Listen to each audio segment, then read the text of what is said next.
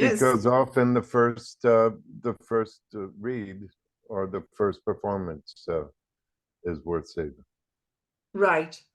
So in case you hadn't guessed, that's the voice of Scott Fagan that you just heard. And just to say hi to all our Blitzkrieg Pop listeners, and a great big welcome to Scott Fagan, who's joining our show for the second time in a year. And may the road rise with us all today.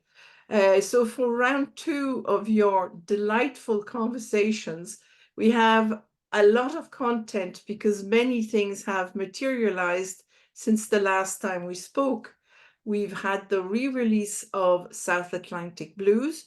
Last week, the release of It Won't Be Long, and the fact that you are in the process of recording soon. And finally, there's also a documentary that's being made about you. So my first question to you, Scott, would be, South Atlantic Blues was re-released in 2016 already. So what happened between 2016 and 2024? And what's the rationale behind the re-release of South Atlantic Blues? Well, first, may the road rise up with us all. Is that what you said? May the road rise with you. Oh my, I love that. Um, It's an Irish saying. well, yes, Of and course. delivered beautifully, yes. Um, what happened between 2015 when we signed the deal to re-release South Atlantic Blues, and 2024 is a whole new group of people discovered it, people in the music business, in the industry. And Chris Campion, who was the founder of Saint Cecilia Knows, which was the label that re-released it in 2015-16, signed on as my manager and made it his business to go out and find folks that might become true believers in South Atlantic Blues, and released it on a larger scale with more powerful support. Um, as you can imagine, Daniel, the inexplicable and probably unsolvable confusions that exist in my head and in my spirit as an as an artist and author of these tunes is great and mighty. Um, the thing sat fallow, gathering dust for almost half a century, and then suddenly some folks hear it and decide it's a masterpiece. So my piece of work that I gave all my heart and soul to, and pinned all my dreams upon, um, that that was ignored and cast away, is now proclaimed to be a masterpiece. Of course, I prefer that language to describe my work than worthy of the dustbin. But um, people discovered it. It's being heard, and and what they're hearing finds a home in their spirit. And so, for the third time now, South Atlantic Blues is released. Um, uh, the tune on there, In My Head, um, has over 1.5 million plays on Spotify. Um, folks love In My Head. Crying and Nickels and Dimes and Mademoiselle and the carnival's over and all and all. Oh, yes. Yeah, and Would you say, um, yeah.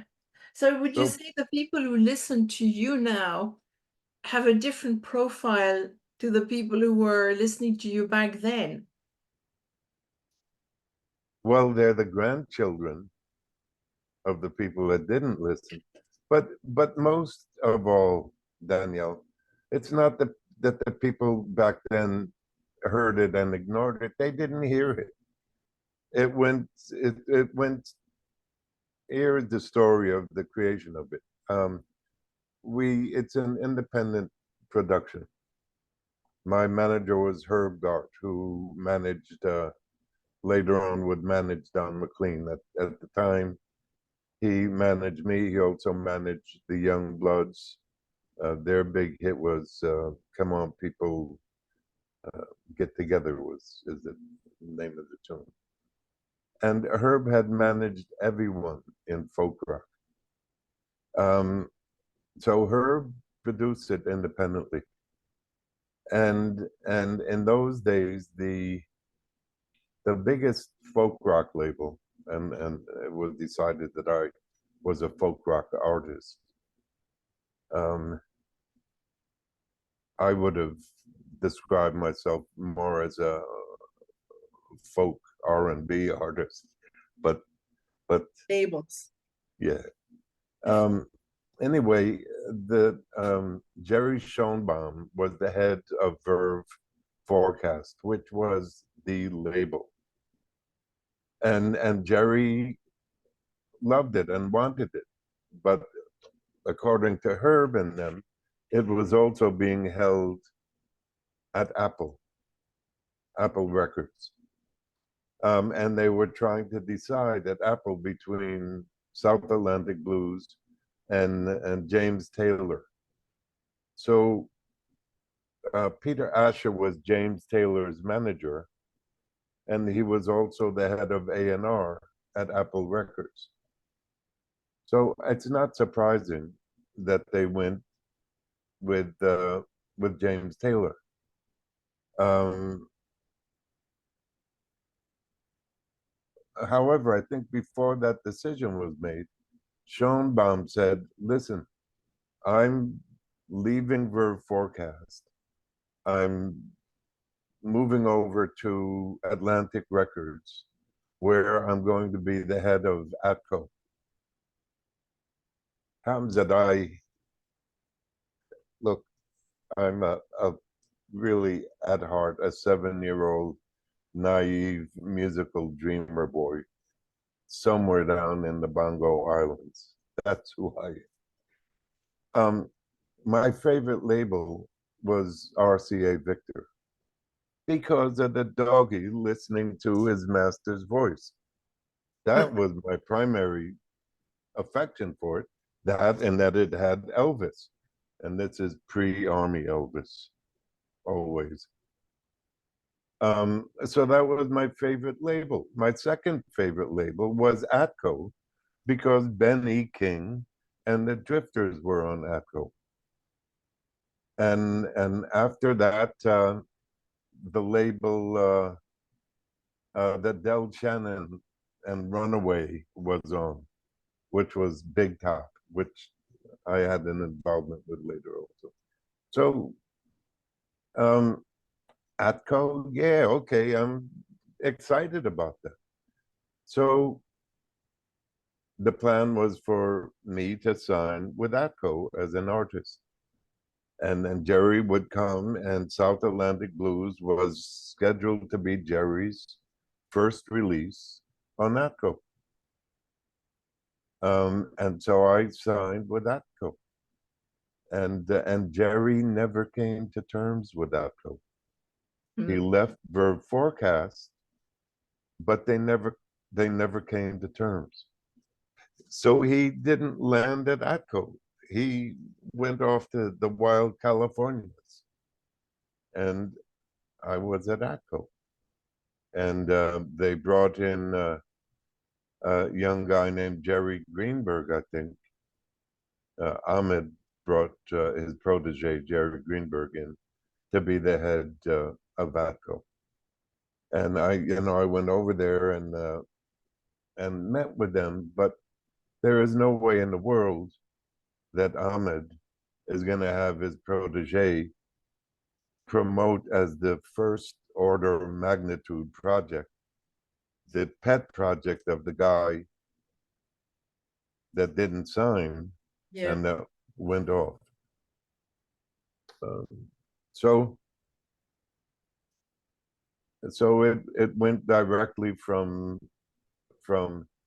great potential to what they call a nothing burger. I don't know Uh, that expression. Oh, well, it's a hamburger with nothing in it. Right. Okay. And then, so the people who picked up this time are called Records. Am I mistaken? Or, yeah, Earth Records, yeah, or recordings. Well, it's Fire Records, Fire Records. but Fire has a subsidy called Earth. Maybe there's a wind and a water subsidy I'm Yes. not aware of yet, but I like them too. So you're on fire. Well, I think I'm signed to Fire. Yes. Yes, I'm on Fire. Yes. Um, and the release is on Earth Records. Right. So So and this is all London people. great. And how did they get in touch with you? Just like how did you come across they sought you out? Well, my manager, who is from London, Mm. um, sought them out.